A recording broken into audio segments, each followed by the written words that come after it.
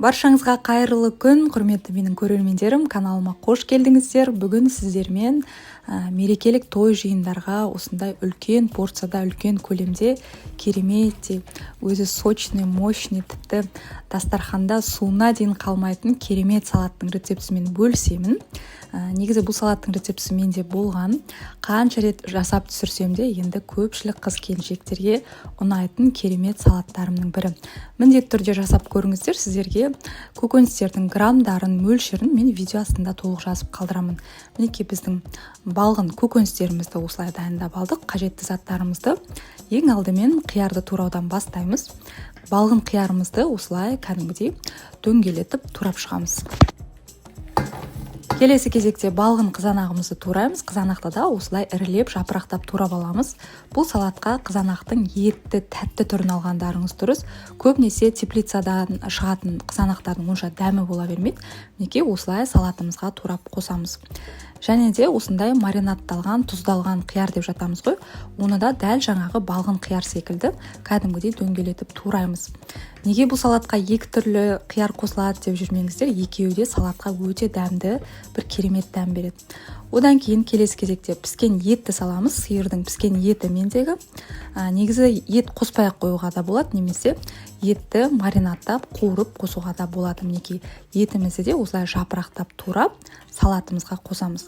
Келесі кезекте бағдаршам бұрыштары осындай сары, қызыл, жасыл түстерін алсаңыздар, салатта өте әдемі, салаттың түсін ашып, енді керемет болып тұрады.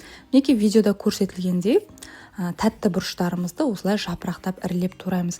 Негізі салатқа барлығын осылай ірілеп турап алған дұрыс. Мінекей қараңыздар, түстері қандай керемет. Қазір енді бұл бұрыштарымызды біз кішкене шалақ қуырып алатын боламыз. Табаға кішкене май құйып, қыздырып, қызғаннан кейін осы тәтті бұрыштарымызды салып, шамалы қуырып аламыз. Негізі ұзақ уақыт көкөністер жаңағы тәтті бұрыштарымыз езіліп кеткенше қуырудың керегі жоқ. Шамамен 1-2 минуттың ішінде қатты отта қыздырып қуырып алсақ болғаны. Неке көріп тұрсыздар, қатты езіліп кеткен жоқ. Енді тәтті бұрышты осы қуырған маймен бірге салатқа қосатын боламыз. Мінекей салаттың түсі өте әдемі болды. Және де сарымсақты мен теркадан өткізіп алдым. Ұсақтап турауға да болады. Салатқа сонымен қатар кез келген аскөкті қоса бересіздер турап.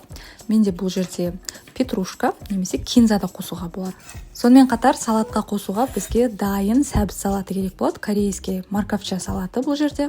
Немесе өздеріңіз қолдан теркадан өткізіп, дәмдеуіштерін қосып қоссаңыздар болады. Салатқа енді дәміне қарай тұзын қосамыз, және де чим-чим заправкасын қосамыз. Мендегі осындай для острый моркови деген түрі кішкене ащылау болады. Немесе мүлдем қоспай қоюға да болады бұл заправканы. Түбіндегі қоюмен бірге барлығын сығып қосамыз. Және де бұл салаттың негізгі фишкасы, бұл салатқа осындай кәдімгі кетчуп қосылады. Кетчупы не істеп түсінбей жүрмеңіздер, салаттарыңыз сочный, енді дәмі керемет болады. Көпшілігі кетчуп қосқанда енді түсінбей жатады. Сіздер бірінші қосып жасап көріңіздер, дәмін көргеннен кейін енді көздеріңіз жететін болады. Мінекей дайын салатымызды жақсылап араластырып аламыз. Жаңа қосылған дәмдеуіштеріміз барлығы жақсы сіңу үшін негізі бетін жауып 1-20 минутқа қойып қойсаңыздар болады. Одан кейін тарелкаға салып, дастарханға ұсына берсеңіздер, енді қонақтарыңыздың барлығына сөзсіз ұнайтын, тіпті суына дейін қалмайтын керемет салат болары сөзсіз.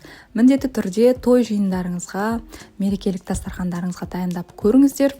Менің YouTube каналымда пайдалы видеолар өте көп, қазақ тілінде бір жасағаннан-ақ шығатын. Сол себепті менің каналыма төмендегі подписация батырмасын басып, дәл қазір тіркеліп алыңыздар. Өздеріңіздің қазақ қыздарыңызды қолдап қоюды ұмытпаңыздар. Мінекей салатымыз көздің жауын алатындай өте керемет болып тұр. Сонымен қатар менің Instagram желісінде nurzina.nur деп іздесеңіздер, Instagram желісін белсенді түрде жүргіземін. Ол жақта да көптеген осы YouTube-қа салынған рецепттерім өте көп. Сол жаққа да тіркеліп алсаңыздар болады.